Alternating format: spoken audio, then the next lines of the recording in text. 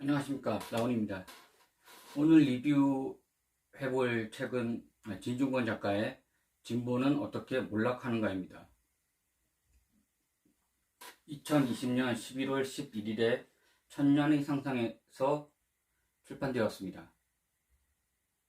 현 정부의 실정을 자세하게 까발리는 내용이라고 보시면 되겠습니다.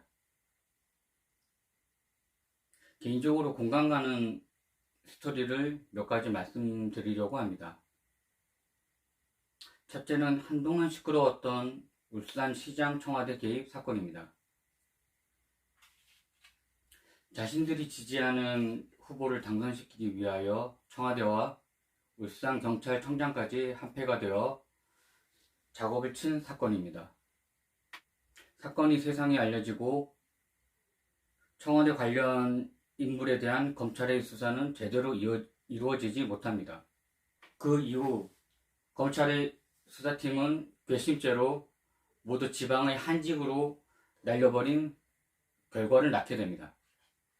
대통령은 자신이 직접 임명한 검찰총장이 청와대를 상대로 수사할 것이라는 사실 자체에 대하여 의문을 갖지 않았던 것 같이 보입니다. 당연히 내가 임명했으니까 나에 대해서는 수사를 하지 않을 것이라는 일종의 믿음이었겠죠. 자신이 직접 임명한 검찰총장이었으니까요. 검찰총장에게 말했듯 살아있는 권력도 성형 없이 조사하라던 발언이 지켜지지 못하는 사건으로 기록되고 맙니다. 한 국가의 대통령이 공개석상에서 밝힌 자신이 검찰에 대한 국정 철학을 스스로 깨버린 어이없는 사건입니다.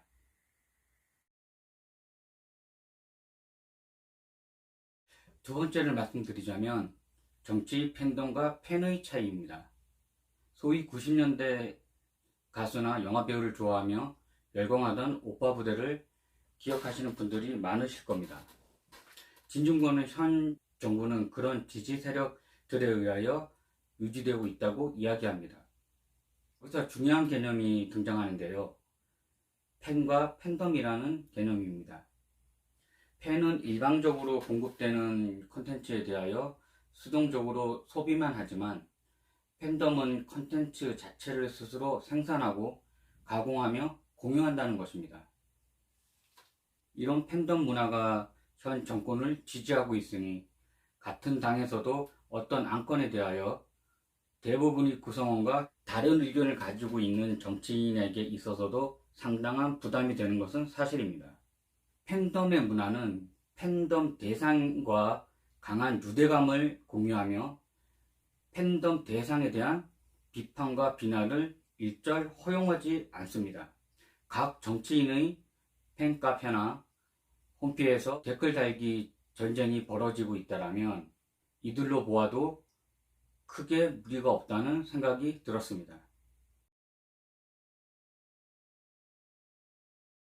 진보의 보수화. 민주화 세력의 명분은 기존 기득권층으로 대표되는 정권에 대한 비판과 저항이었습니다. 하지만 지금은 사회주의는 붕괴되었으며 정권까지 잡은 민주화 세력은 자신들이 그리도 역겨워하던 중산층이 되었습니다. 시위만 해서 돈은 없을 거라는 그들에 대한 선입관은 깨어진 지 오래입니다. 2000년대의 벤처나 인터넷 사업으로 충분한 돈을 벌었던 사람들이 지금 정계에 진출해 있는 것이 사실입니다. 물론 그 세대에서 그렇지 않은 분들도 계시지만요. 지금 기득권이 된 그들은 각 사회단체에 자신들의 영향력을 이용하여 그들만의 네트워크를 구축하고 있습니다. 자신의 진영의 비리가 터지면 언론과 경찰을 이용하여 무조건 축소하거나 거짓 사건이라도 만들어 자신들의 집권을 정당화하려고 합니다. 지금은 야당 보수들이 정권을 잡았을 때를 그대로 학습한 모습이라는 생각이 들 정도입니다. 느낀 점. 선거 때마다 우리는 다 그놈이 그놈이라는 자주 섞인 말들을 자주 하곤 합니다. 그래도 대부분의 국민들은 투표에는 적극적으로 참여하는 모습을 몇 번의 선거를 통하여 우리는 보아왔습니다. 책의 저자는 지금의 정권이 예상 밖의 촛불혁명으로 거의 아무 노력 없이 이룬 정권이라고 정의합니다. 어쨌든 국민들은 이 정권에 대하여 기대하게 되었습니다. 최소한 경제라도 좋아지기를. 결론은 노이였습니다.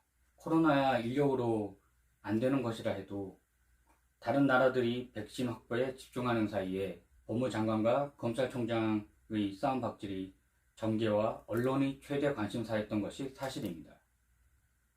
제가 바라는 건 정권을 잡았으면 최소한 선거 갖고 온다고 재난금 풀 때 국민의 실제 피해액이나 현실이 어떤지 며칠이라도 장사 안 되는 가게에 나와 가게 주인과 머물며 생계에 대한 국민의 소리를 들어야 하는 것이 정치인의 당연한 의무라고 생각합니다.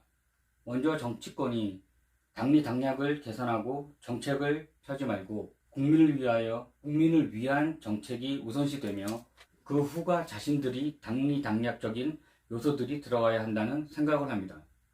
정권을 잡는다는 정치 원래 목적과는 상반되는 이야기지만 정권을 만들어주는 것은 바로 국민들이 소중한 한 표 한 표임을 잊지 말아야 합니다.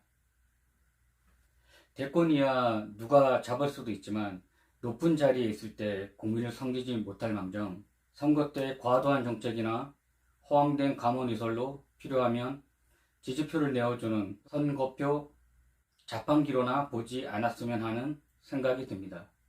이것이 지금 현실을 살고 있는 대한민국의 정치의 주소이며 우리들의 현실입니다.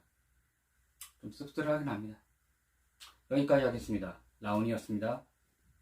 감사합니다.